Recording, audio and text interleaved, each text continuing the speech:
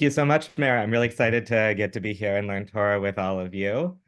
Um, and yeah, it's incredible. Okay, so I'm gonna share, or Mara, can you put the link to the source sheet in the chat for anyone who wants to pull it up there?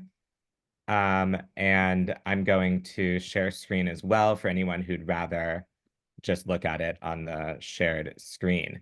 Can people see my screen? Mara, can you give me a thumbs up if you see Yep, it? Great. you're good.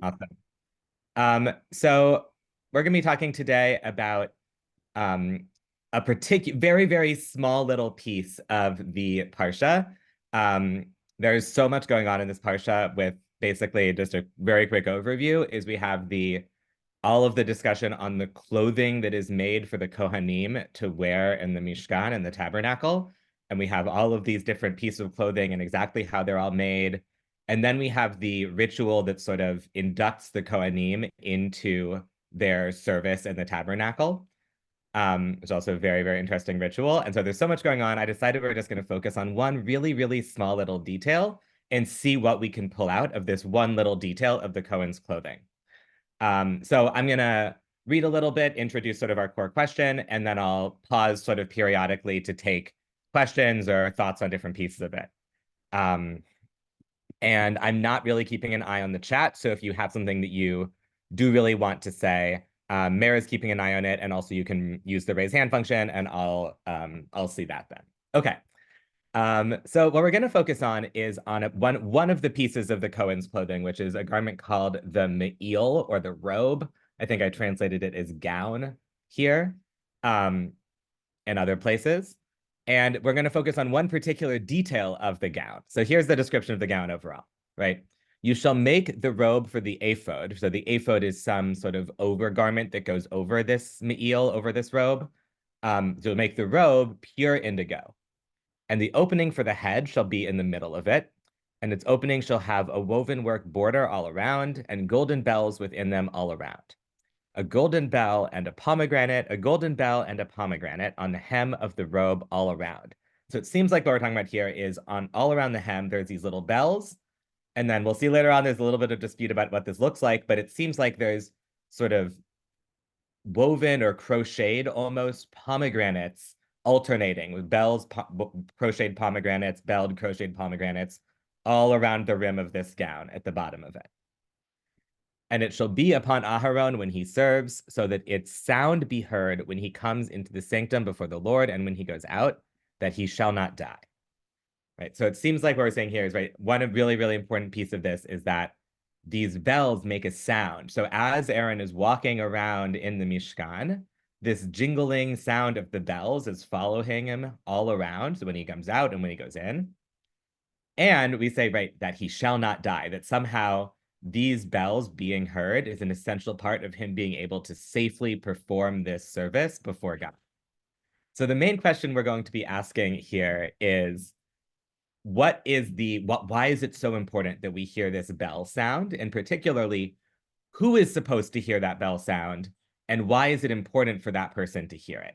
So I titled this source sheet here, "For Whom the Bells Toll," right? Because we're trying to figure out who's supposed to be hearing this bell sound and why.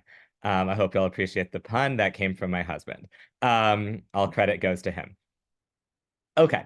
So one other detail I want to draw our attention to before we get to the first of 7 theories that we're going to have is that at the end of the description of all of the garments that the Kohen is going to wear, which is a whole bunch of different pieces, right? We've got multiple pieces on the body, pants, a headdress, different parts on the head, sort of a shield over the front, all of these different elements. When you get to the end of all of those, we say, right, and they shall be upon Aharon and upon his sons when they come to the tent of meeting, or when they approach the altar to serve in the sanctum, that they do not bear guilt and die, a perpetual statute,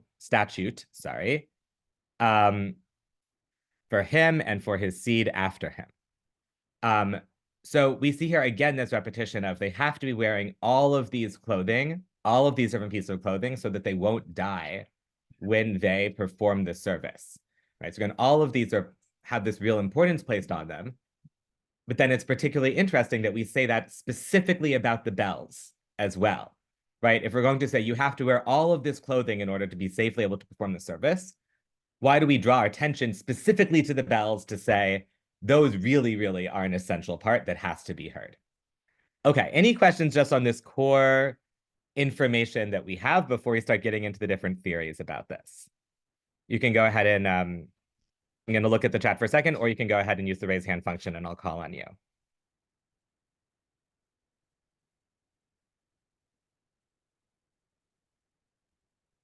Jamie, sorry, did you ask someone to read or did you ask a question?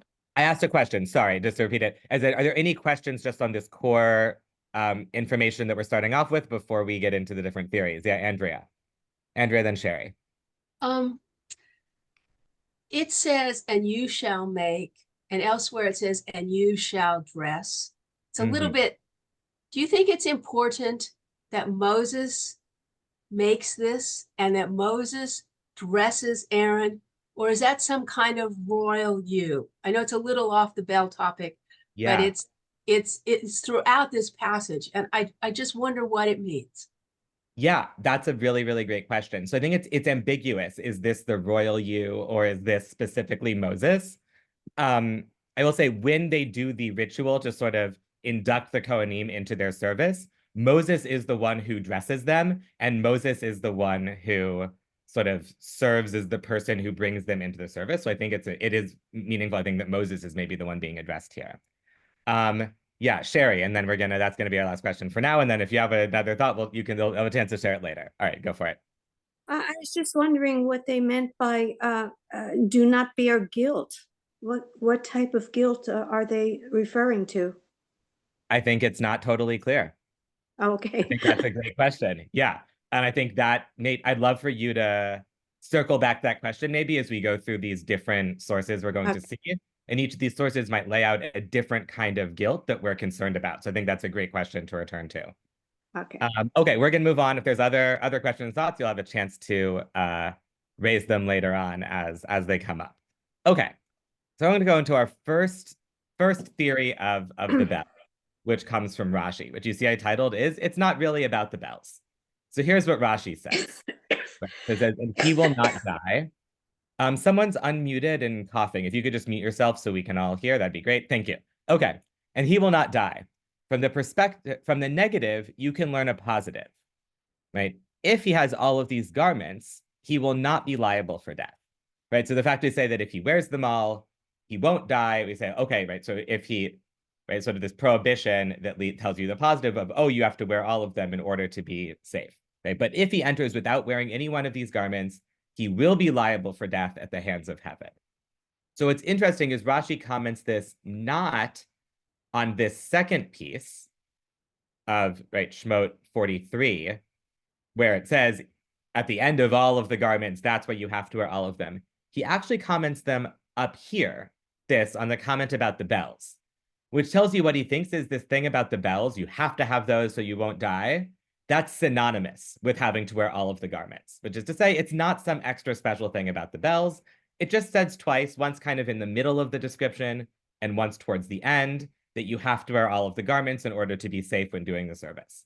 And so there's nothing special about the bells that makes them different from any of the other garments that have to be worn. So that's Rashi's perspective on this, which is there's really nothing special going on here with the bells. They're important, but they're no more important than anything else. Okay, that's, I think, perhaps the least interesting of the theories, right? Which is just to say, like, there's nothing really special going on here. We're going to then move on to a bunch of other theories that show us that the bells actually have some special meaning that is different than all of the rest of the garments, and that has some special significance for the safety of the Kohen or for the other people. Okay. I'm going to move on to the Rashbam, Rabbi Shmuel ben Meir, who was a grandson of Rashi, who studied with Rashi in his youth when Rashi was still alive, and wrote a sort of follow-up commentary on the Torah after Rashi's, in some cases sort of trying to take down Rashi's commentary. Okay, here's what the Rashbam said, right? Its sound will be heard when he comes into the sanctum. It says the golden bells will clap and hit against each other, even though the pomegranates are between them. So what he's imagining is we've got alternating bell, pomegranate, But as he walks, it moves in such a way that the bells are still clapping against each other, even though they've got these pomegranates in between. And so they make a sound by sort of clapping against each other as he walks. And he says, right, this is because the Blessed Holy One commanded, no one shall be in the tent of meeting when he enters to make atonement in the holy place until he comes out. Therefore, the Blessed Holy One commanded that the bells be heard when he comes, so that those who hear can clear away from there. Right, so here, all right, here we got a question is, who is supposed to hear the bells in this case? Who are they for? You can raise your hand and I'll call on you.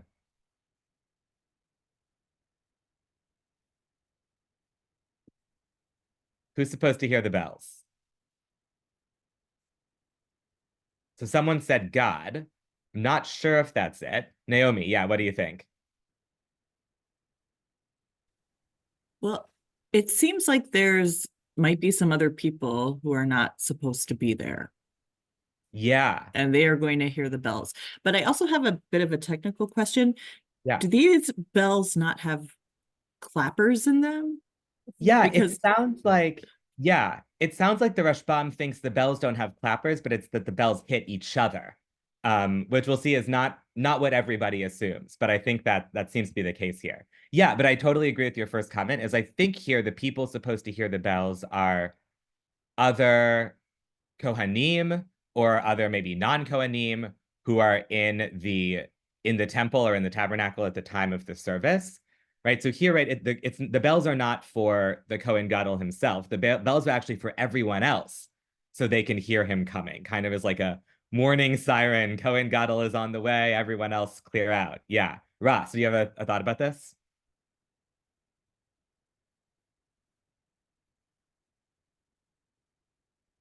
Ross, you're muted still. Sorry, better? Sorry. Yeah, we can hear you now. The sanctum that is being described seems to be the Holy of Holies, where only Aaron and Moses can go. So they're there for the purpose of identifying that it's okay for this person to go in there. And if it's not for God to enforce that judgment on whoever goes back there, then for other people who go back in there to hear that someone unauthorized is going back in there would know then that someone's going in there that shouldn't go in there. Okay, so that's interesting. I think that's a little bit of a variation on what Rashbam is saying, but it sounds like what you're saying is it's not so that other people can hear him coming and know that they have to leave. It's so other people can hear that the person who's going in is the person who's authorized to be there. That's what I think. Yeah, I think that's not quite what Rashbam is saying, but I think that's a really interesting theory. Say one question I have about that is, right, that means though if someone unauthorized is there, then you wouldn't hear them and you wouldn't know that they're there, which seems a little bit odd, right? But it is, if you hear someone walking around in there, you know that it's Aaron, right? If he's wearing the bells. There's only one way in too, wasn't there? Yeah, there weren't a lot of ways in. But I think what Rashbam is saying, just to make sure we have clarity on that, is so that other people who might be in the area will know that they have to clear out when Aaron is going to perform this service, right? So they can hear him coming, kind of like the warning siren, Cohen on the way, and everyone knows they have to clear out of the way. But I think that your theory is kind of an interesting sub-variation on what Rashbam is saying here. Yeah, Naomi. Just reading this a little bit more closely, it seems that There's someone else who's unmuted. Can you just make sure to Yeah. yourself so we can hear what Naomi's saying? Thank you. Yeah, go for it. I think it's my colleagues in the background. Sorry. Oh, okay, got it. Sorry. It seems like the problem is not necessarily that someone is in that place, but is in that place when Aharon is also in that place. Yeah. I Right. think so that's just another interesting bit. Yeah, and I think that like this is the verse from Vayikra that the Rashbam is drawing on, and I think you can hear that in the verse too, right? No one shall be in the tent of meeting when he enters to make atonement in the holy place.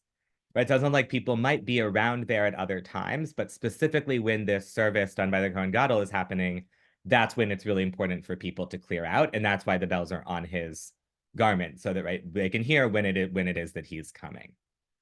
Okay, we're gonna move on to the next approach. This comes from the Bechor Shor, who's another French Torah commentary about a generation or two after the time of the Rashbam. So sort of going through the generations of French commentaries here.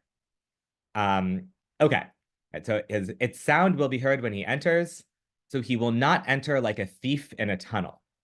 And from here we learn that it is the way of polite behavior not to enter someone's house suddenly, lest he is doing or saying something private.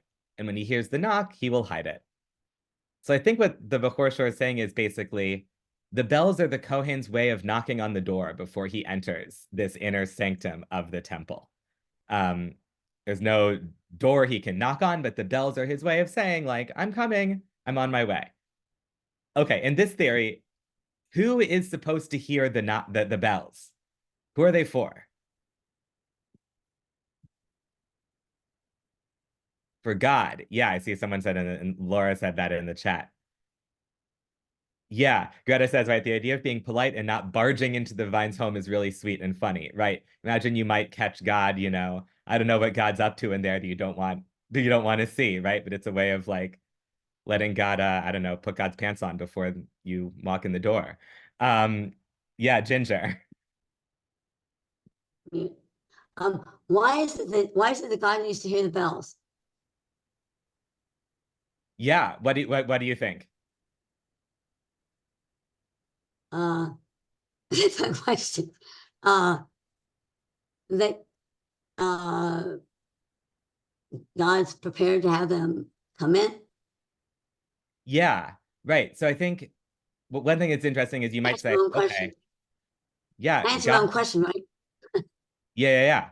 No, but I wanted to hear what your thoughts are. You might say, right, well, God knows where Aaron is, right? Like God knows everything, right? So why do you need to alert have the bells ring to alert God that you're on your way? And I think one thing interesting that the Bechor Shor says is, right, it's actually about sort of teaching a general human quality, right? That the way that the Kohen is supposed to act when walking around the Mishkan, around the tabernacle, is supposed to sort of teach us about how we're supposed to behave throughout our lives, right? So by sort of knocking on the door when you go in to enter God's territory, you sort of instill in yourself the practice of you're supposed to knock on the door whenever you enter anyone's space. And it's this kind of more general, like, maybe God doesn't need it, but by behaving that way with God, you'll learn to behave that way with people as well. Okay. So we're now going to move on to the next text. So now we're finally we're leaving France and we're heading down to Spain, to the Abarvanel, who was in the 15th century Spain. He was actually sort of an advisor to the royal court in Spain, and also found time to write a Torah commentary.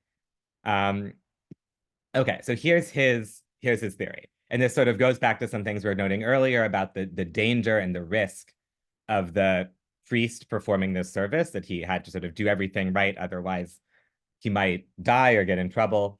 Okay, is it possible to say that, oops, that's my typo, sorry about that, that the sound of the bells is so that they will know outside the sanctuary that the Kohen is alive? Because if he had died, they would not be heard. And this is why it says their sound will be heard and he will not die. Because our sages, okay, right. So what Abarvanel is saying is the purpose of the bells is so that everyone outside will know that the Kohen Gadol is still moving around and therefore he's safe. Because as like on Yom Kippur, as he's doing this service, everyone is waiting outside with bated breath, wanting to know, is the service going to happen okay? Right? If you all know the famous song on Yom Kippur, Mari Kohen, they're so relieved when he comes out that he's alive and he's safe and everything was all right. And so the bells are sort of this reassurance they can hear as he's moving around in the temple doing the service. They'll hear the bells jingling and they'll know, okay, everything's still all right, right? And so when you say the sound will be heard and he will not die, it's not that the sound keeps him from dying, right? But the sound is a sign that he hasn't died for everyone who's outside. Jamie, And do you mind sharing? There's a question in the chat about like why would the Kohen die? Yeah, Abarvanel's gonna get into it a little bit, so I'm actually gonna keep on reading. Right, because our sages say that in the second temple, if there was bad faith in the hearts of the Kohanim, they would die when they entered the sanctum. And when they couldn't hear their steps, they would know that they had died for their sin. right? So apparently, right, in the time of the Second Temple, the office of the high priest became very politicized, right? It was not necessarily someone who was appointed for their religious piety or their understanding of all of the procedures in the temple. They were, some important guy's son, basically. And we see this in like the Mishnah and the Masechet that deals with Yom Kippur. There's this assumption that the high priest might be an ignoramus who doesn't know what he's doing and has no idea how to do the service and needs the rabbis to give him instructions every single minute of the day so he doesn't screw it up, right? There's this assumption that the high priest is not necessarily someone who is sort of in and of himself religiously deserving of the position. And the idea is, right, someone who sort of really doesn't deserve to be there, who doesn't have the kind of religious stature of bearing that important moment, might just be killed suddenly in the middle of the service. Right. And going on, it says, and when they couldn't hear their steps, they would know that they died for their sin. Right. And therefore it says their sound will be heard when he enters the sanctum and when he leaves, and he will not die. Right. So the sound there, right, the sound isn't what keeps him alive, but it's a sign to everyone who's waiting with bated breath outside that everything is still okay and the Kohen has been doing his job in an acceptable in an acceptable way. So I'm curious what you make of the idea that we've seen sort of three different people now are supposed to hear the sound, right? On the one hand, we have the other people who are from the Rashbam, the other people who are in the area inside the temple. Then we have the Bechor Shor that it's for God. And now we have the Barvanel that it's for the other people who are outside the temple. So I'm curious what you make of the idea that the sound is for the people who are outside the temple. What is that? What do you make of that?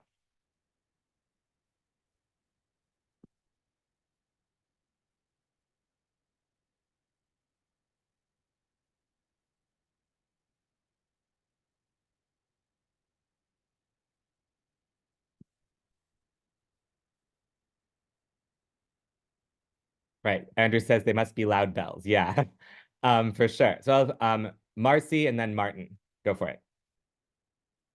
Marcy, you're muted still. Yeah, tell me the question again. Yeah, my question is, what do you make of the idea that the bells are for the people who are outside the temple to hear? Well, I think first of all, it's to let the people know that the rituals are being practiced. Mm-hmm. I think they have to know that there are people who are doing the things that make them ritually safe. Mm-hmm. Safe with God and maybe safe from God. Yeah.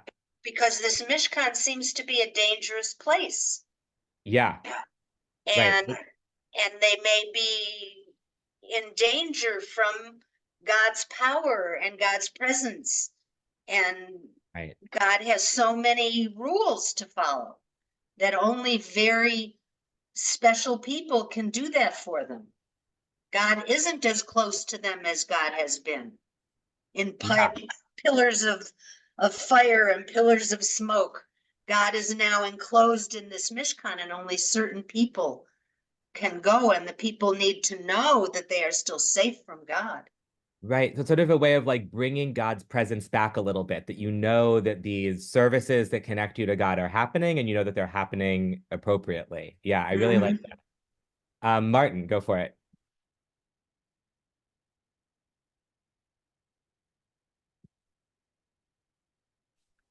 All right. Okay, great. I was unable to unmute myself. Great. One of the commentators you read indicated it was necessary so the people outside could hear that the Kohen Gadol, or whatever, was present. It sounds like it's more a Catholic belief that we need someone to speak to God on our behalf, as opposed to the common belief that I have grown up with, that we'd speak to God directly. Mm-hmm. Right. And the so whole concept of the making of the Mishkan with all this finite detail, as well as this discussion today, is bothersome in that there is no being, no idol, and why is it necessary to have a Mishkan to be amongst the people so that God could be amongst the people when there is no being to be seen or whatever? You understand where I'm going. Yeah, I think that's a great question. That's a little bit bigger than the question we're addressing here, but I think that's a great question to hold on to as we're thinking about what meaning we can make out of all of the details that are here in the description of the garments. I want to move on now, but other people who've got their hands up, I'd love to have you chime in later on as we continue the discussion and you find a moment you can share that thought or put that in the chat. Great.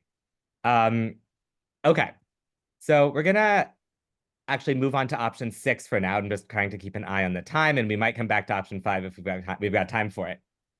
Okay, so we're now going to look at the Chizkuni. So we're jumping back to France, similarly to the generations after Rashi and his students. This is another French commentary from that school. The Chizkuni says, right, its sound will be heard so that they will know the time of service and will focus their hearts to their Father in heaven. I think it's a little bit ambiguous. Who's the they? What is it that they're supposed to be hearing? But I think what this is similarly to the Abarvanel. The people supposed to hear the sound of the bells are the people outside of the temple who are hearing the service happen. But here it's less for the purpose of this sort of reassurance that the Kohen is okay, and more because hearing that little jingling will make them go, oh my gosh, the service is happening. And that will sort of instill this religious inspiration or focus in them. By knowing that the service is happening, then they can sort of align their hearts and minds with that service and feel connected to it, even though they can't see it. They'll be able to hear that it's going on. So I think this is a way of sort of like almost bringing in a broader participation into this service that's being done just by this one person, just in this private place. But we want everyone else to be sort of mentally paying attention to and participating in it through just hearing this little jingling. And I'll say, I sort of love this idea that, right, the sort of the thing that can bring you into this moment of sort of religious connection is this really sort of subtle, quiet sound that almost you have to like hold your breath in order to hear it. And yet that sort of little thing can be what connects you to this much, much bigger service that's happening sort of just beyond you. And I think there's something that feels very true to that to me about how these sort of like hearing these tiny little sort of quiet moments can be what really connects you to something that's very religiously powerful if you can just sort of stop and listen to it. So I find myself really drawn to this idea that this someone put in the chat, the still small voice, right? It's almost like those little jingling, right? There's no words, no even real music, just this kind of quiet, gentle wind chimes kind of sound is what sort of brings you into hearing that still small voice of God. I find that idea very, very lovely. So, right, someone says, right, bells outside would not be pleasant. I think the bells are quite small, right? They're hanging on the edge of his garment, right? So they can't be too big, otherwise he couldn't walk around with them. So I think we're talking about very small bells, which actually sort of raises the question almost of like, how could they even hear them out there? But I think that just that really, really, really quiet sound and almost that sort of the quietness itself seems to be almost part of this sort of meaning and significance here. Yeah. Does this connect to anyone else? I'm curious how that idea of that sort of quiet sound of the bells bringing you into something much bigger than you. How does that resonate with people? Someone who hasn't spoken yet.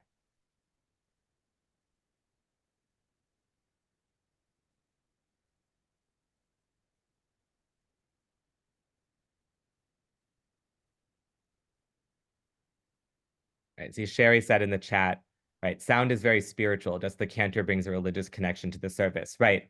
I love that it's sort of this like, non-cognitive thing, right? You're not hearing the words of God or sort of meaning in the sense of spoken ideas or words, but this sort of, wordless, non-cognitive way of connecting. Yeah, Greta.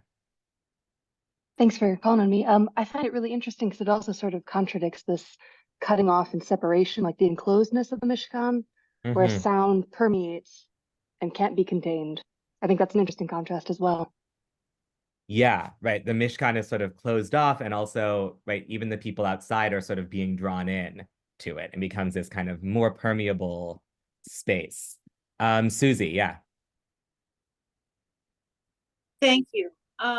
Well, the reason we have the Mishkan in the first place, if I understand correctly, is when God's presence was available to everyone, they freaked out and were so frightened that they begged not to have that particular experience again. And he heard and then built sort of a bit of a layer. But I don't think that's any distance between him and them, because Yeah. he's always with us. It's just that we can't handle seeing him in his fullness. Right. And Right. therefore the bells are a connection from inside the Mishkan to outside. I believe they're all standing around breathlessly anyway. They must know it's the Day of Atonement and the Yeah. ceremony is going to happen. So I think everyone's sort of milling around outside anyway. I'm pretty sure it's probably quiet because people are apprehensive. So hearing that the bells, even though they're small and they're quiet, right? I think people would hear them. And I agree with the still small voice, although I don't think it's the still small voice of God. I think it's the still small voice in us that wants to connect to God. Yeah. And sometimes we're so busy with our own lives and our own thoughts, we can't hear that still small voice. And we have Yeah. to open ourselves to it. Anyway, Yeah. thank you. I really appreciate that idea. Thank you. And I also want to draw attention to one thought in the chat Rebecca posted, that the experience would be so inclusive. Everyone could hear, the cloud could be seen, the smell of incense, the sacrifice, right?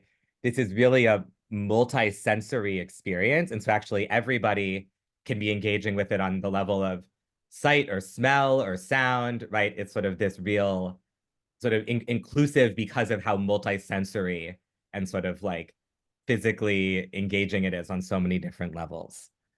Okay, and now gonna move on to the last of the options. We've got a couple of different sources here that I want to make sure we have time to really read through.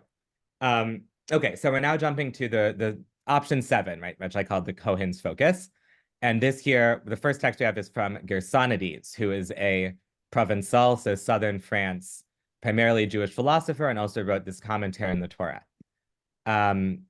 So here's what he says, right? This is the reason that the sound of Aaron will be heard when he enters the sanctum. They will awaken him to focus on the fact that he is in the sanctum and what he is wearing and for a purpose. And in this way, he will direct his divine intention that is required for these actions, right? And for this reason, the Kohen is not allowed to enter there if he is drunk, because the wine will prevent him from focusing on these things in a proper way, right? So here, the sound is for the Kohen to know, I'm in this particular high stakes important place. I'm doing this really important service. And his attention will be sort of drawn towards what he's doing to make sure he's not doing it sort of idly or mindlessly.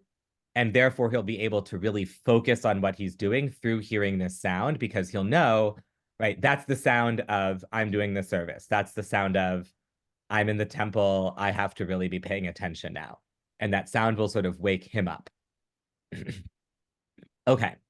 I want to read the next source, which is going to engage with this in an interesting way, I think sort of similar and also contrasting. So this is the Ketav v'Kabbalah, which is a much more modern commentary written in, I want to say Germany, but don't quote me on that. Okay, so he's sort of, I think, drawing on Gersonides, but taking it in a little bit of a different direction. Right, it says, in my opinion, the bells are similar to the mitzvah of tzitzit. Right, so the tzitzit, the fringes that people wear on the edge of our tallis or on garments under the shirt, right? Right, so there, regarding tzitzit, the mitzvah is for a reminder of all of the other mitzvot through the sense of sight.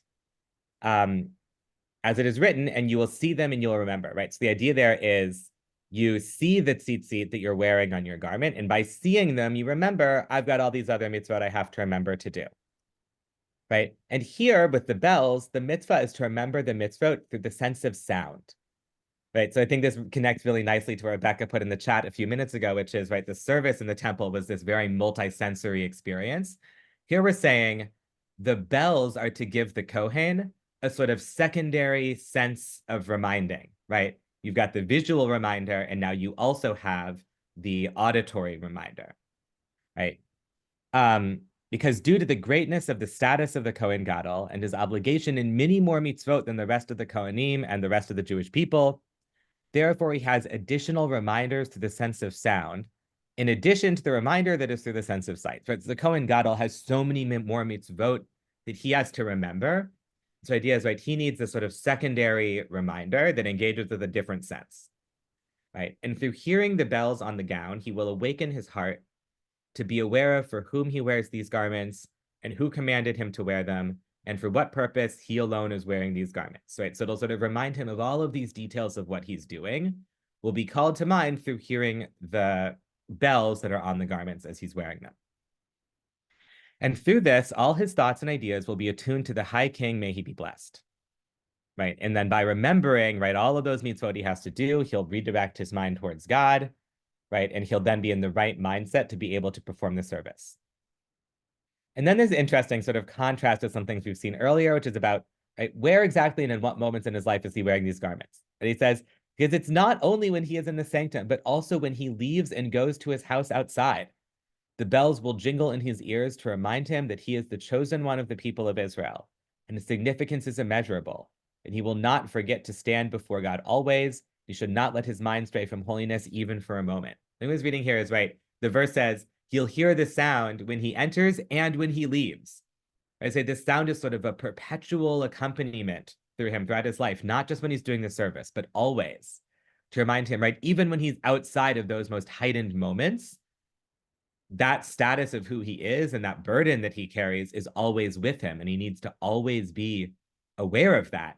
And the purpose of the bells is they sort of follow him throughout his entire life, no matter where he is, and draw his awareness to that significance, right? And he will not forget to stand before God always, and he should not let his mind stray from the holiness even for a moment, right? So to get this sort of constant awareness in him, the same way, right, the tzitzit create this constant visual awareness in us, right? The bells create this constant awareness on the level of sound, and maybe even, right, with the tzitzit, you can only see them if you're looking at them. With the bells, as long as he's moving, he can always hear them, right? It's this very, very constant sense of reminder. And then another detail that connects back to the how loud are these bells that we mentioned earlier, right? According to explanation of the Ramban, right? So this is now a different theory of what the bells looked like, right? That the bells are inside the open space, inside the pomegranates, right? So here the idea is that it's not bell, pomegranate, bell, pomegranate, bell, pomegranate alternating, but it's in fact a crocheted pomegranate with a bell inside of it, right? And the pomegranates surround the bells on all sides. The voice of the bells is not heard very much to others because the pomegranates are woven from spun threads that are soft and prevent the sound from being heard to others. And in this way, even the one wearing it barely hears anything except a soft sound. This sound is sufficient because its only purpose is to awaken his soul to them, right? So here we see, right, again, the sound is so quiet, even the Kohen himself can just barely hear it. And I wonder if part of what he's saying here is actually that training his mind to be able to focus on something that is always just barely audible, right? Just on the edge of what it's possible for him to hear, but actually focusing on that thing that is sort of just within the reach of what he can hear. That's the way that he can draw his mind to always be able to focus on God and holiness and his importance, right? And that those things that we're really maybe supposed to be paying attention to can be the things that are really just outside or just within what we can hear or what we can see or what we can perceive. And being able to focus on those things right at the edge of our perception is part of how we can be directing our minds towards God and towards holiness. Okay, I see we've got a couple of comments here. So Earl, do you want to share what this is bringing up for you or what questions you have?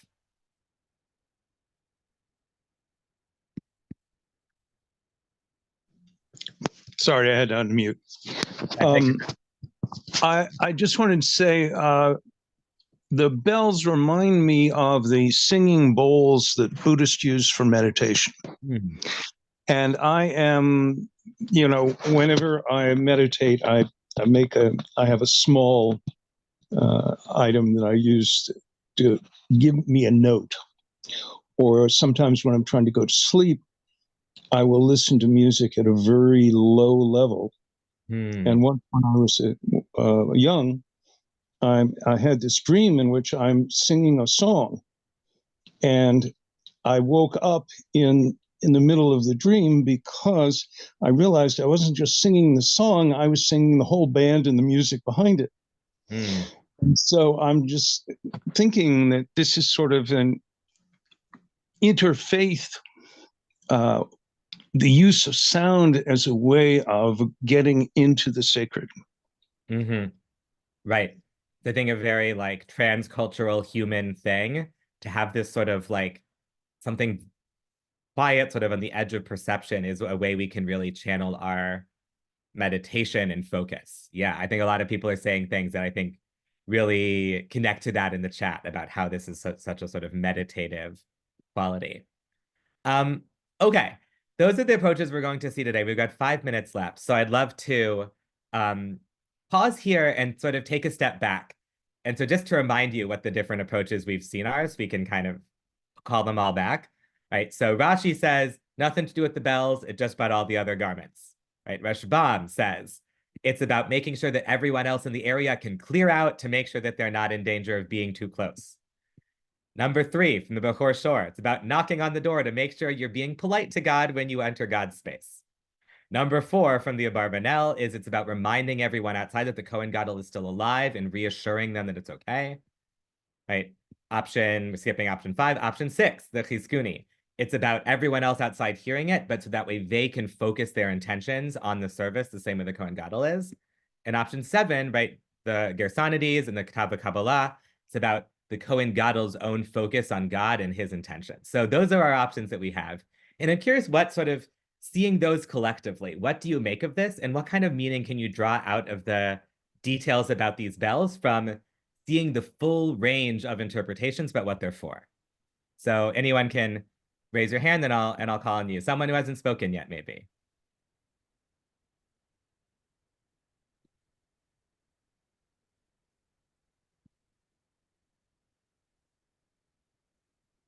Right, Amy says, contrast the sound of the shofar. Right, so the shofar maybe serves a lot of similar functions of drawing intention, hearing God's voice, a sort of non-cognitive thing, but there it is, this loud, piercing sound, and here it's this very, very subtle, quiet jingling. And both of those maybe can have a similar impact on our ability to sort of hear God's voice and pay attention to what's going on. I don't know your name, but Brian's iPad, I see you've got a hand up. Yes. This might seem a little, but I'm just taking from the entire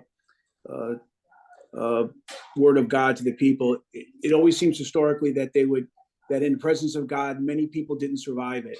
And then when God made himself known and his force and his power was so great, it scared everyone because of its devastating ability. So they had to build the Ark of the Covenant. And from the way I'm looking at it is that the way that the everything was woven and the bells were put there, I look at it as because if you touch the Ark of the Covenant, you would die. I look at it as a grounding device. Yes, it would the awesome power of God. It would allow them to enter into the Holy of Holies, and they would be sort of grounded, almost into the effect that someone working in any kind of great power would be that it would be a grounding way, and then of course you had to be pure in your soul.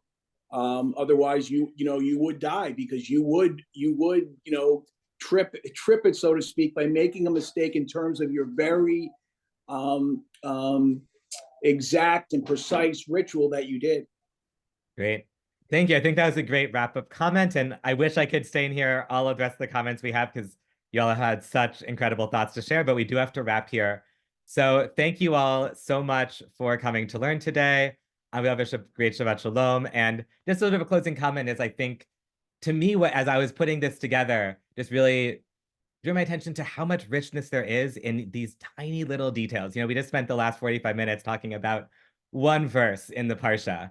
And I think that just sort of taking time to stop and notice these details, to me, sort of feels like it has some of the meditative qualities that we've talked about in the bells of like stopping to hear that sort of quiet voice and something you could so easily zoom past can really bring out so much richness. And I want to thank all of you for helping bring out all the richness in this together. So Shabbat Shalom.